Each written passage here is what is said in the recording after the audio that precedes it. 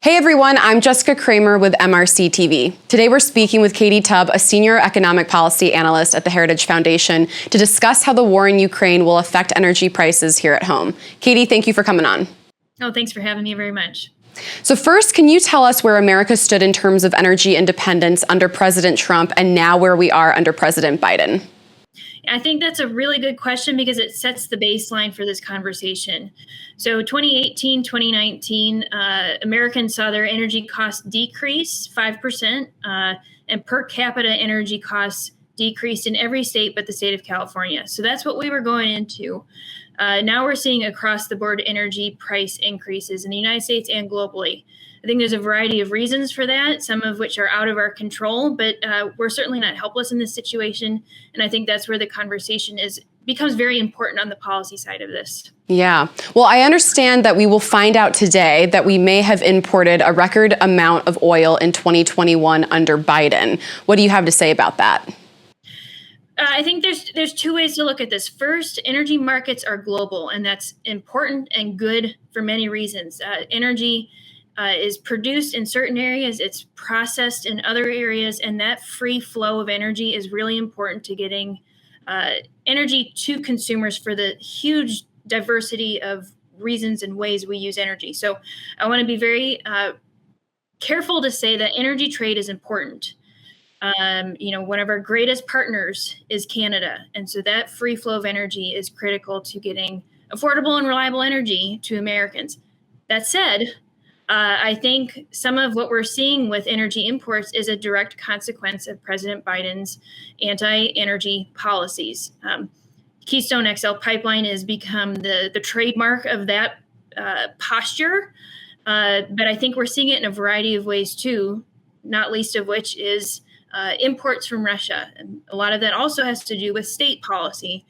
The Northeast is known for a similar anti-energy posture as the Biden administration. And I think they're paying the consequences for that right now. Well, particularly with what's going on in Ukraine, there's been lots of talk about how the war in Ukraine will drive energy and oil prices up because everyone is dependent on Russia, which will increase the price of everything. Can you explain to us why that is? Yeah, so Russia is a major energy producing country. Both the US and Russia rank in the top 3 countries in the world for oil and gas production. The difference between our economy and Russia's is that Russia's energy sector is basically an extension of its government. In the United States, we have a market economy. So we have a variety of energy producers seeking to be good economic partners. They're not an extension of our government.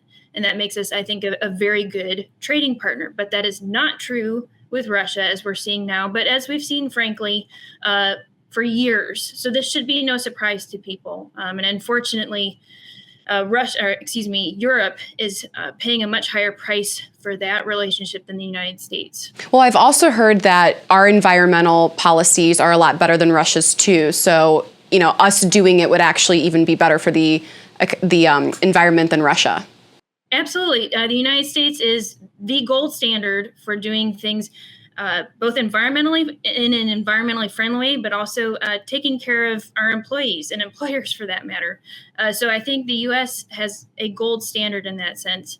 Where we get off the rails is when we start to pursue environmental agendas that don't have benefits to the costs that they incur. And I think we're seeing that with a lot of these climate policies that butt up against reality. And it begs the question, are we achieving the objectives we set out to? And I think on this climate question, I'd say the answer is no. Well, interesting that you bring that up because Tucker Carlson has a theory. If you're closing pipelines in this country and now you are provoking conflict with the largest gas supplier in Europe, maybe you're making a play against fossil fuels. Do you agree with that assessment? I think it's again getting to a good question of what are we actually accomplishing when we shut down pipelines in the United States? And as far as the climate question goes, we're achieving absolutely nothing. And that's not Katie Tubb's opinion. That is looking at modeling and assessing where greenhouse gas emissions are growing. And we could honestly turn off all of our CO2 emissions today, and it would have no climate impact by the end of the century. And so it gets to Tucker Carlson's question of what are we actually accomplishing? We're not reducing greenhouse gas emissions. We are asking Russia to backfill what we are apparently politically not interested in pursuing, but don't have a solution for otherwise. I'd say just one other thing, 80% of Americans' energy needs come from coal, oil, and natural gas. It's very similar globally. And so if you care about the climate question, you have to figure out how to meet those energy needs. And so far, the Biden administration, the Paris Climate Agreement have not been pursuing useful tools to that end. And so that's where Russia has a lot of sway in this situation. Yeah, but there's also a practical element. I mean, I've seen my energy bill go up. We see gas prices continuing to rise and stay consistently high. What would it take for them to come down at this point? The way out of high prices is to increase supply, and it's to innovate. So the Biden administration, in my opinion, needs to do an about face on a lot of their energy policies to date. They've done a pretty good job of using all of the regulatory tools in the toolbox to tell the coal, oil, and natural gas industries in the United States that you have no future in this country. And yet they're coming to these industries saying, look, we need a short-term increase in production. But that's not how these industries work. These industries put down millions, if not billions of dollars in investment, both in projects and in employees to produce their product. And so if you want to see energy prices decrease, you have to increase supply, which for the Biden administration means a total change in posture towards these energies when it comes to policy. Now, many are saying that the U.S. was very slow and a follower, not a leader, when it came to placing sanctions on Russian energy producers. Do you agree with that statement?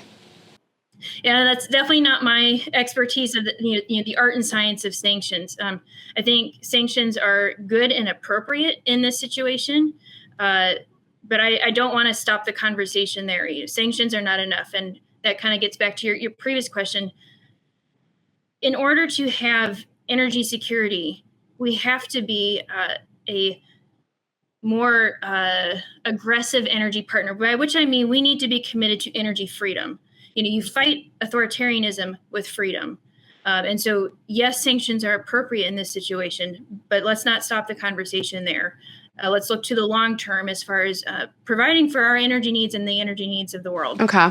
Well, people are comparing our dependence on Russia for energy as that to our dependence on China for manufacturing. How is it possible at this point that we're still so dependent on our foreign adversaries? I mean, what would it take for change to happen in Washington?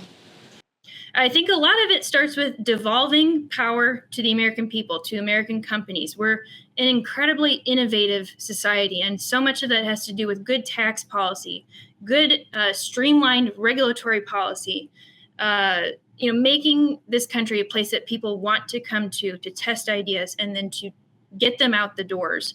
So to me, it's a recommitment in Washington, D.C. to trust the American people, to stop trying to hold all of the decision-making power in DC to manage a part of the economy this way or to this objective. It's to push that decision-making power back to people. And that has everything to do with good trade policy, good economic policy, good tax policy. You could go down the list, but the overriding theme from my perspective is a recommitment to freedom, as opposed to, I think, what our adversaries are very good at, which is centrally planning. And I think that's how we get back in the game.